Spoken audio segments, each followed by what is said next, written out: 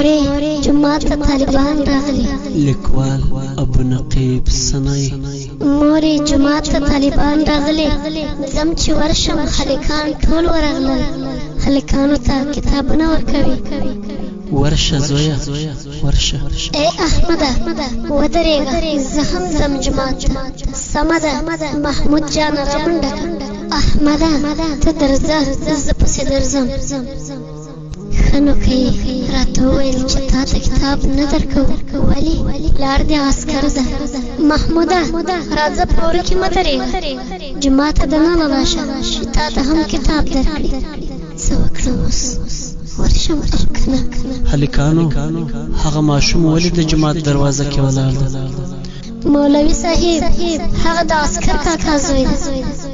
سبحان الله.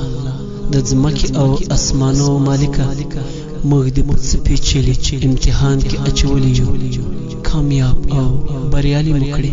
طالبه ورشه هغه ماشوم په غېږ کې راواخلې. داسې ګلالی څه نومېږي؟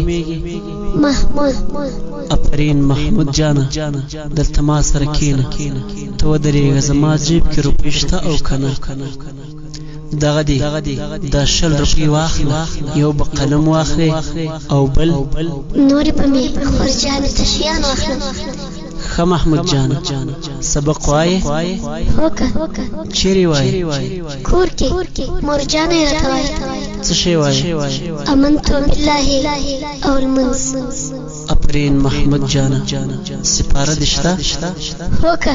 مورجانې مې هګۍ خرڅې کړې، ما ته یې سپاره واخیسته. سبحان الله. د زړونو مالکه، زړونه تر پردو لاندې دي. تور باندې علم لري.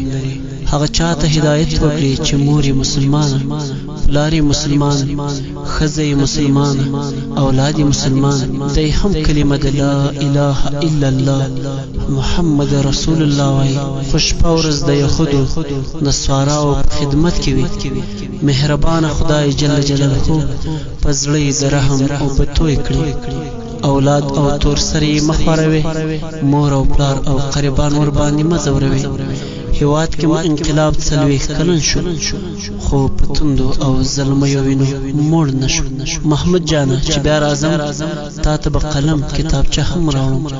که چا وهلې بیا ما ته ووایه. ښه.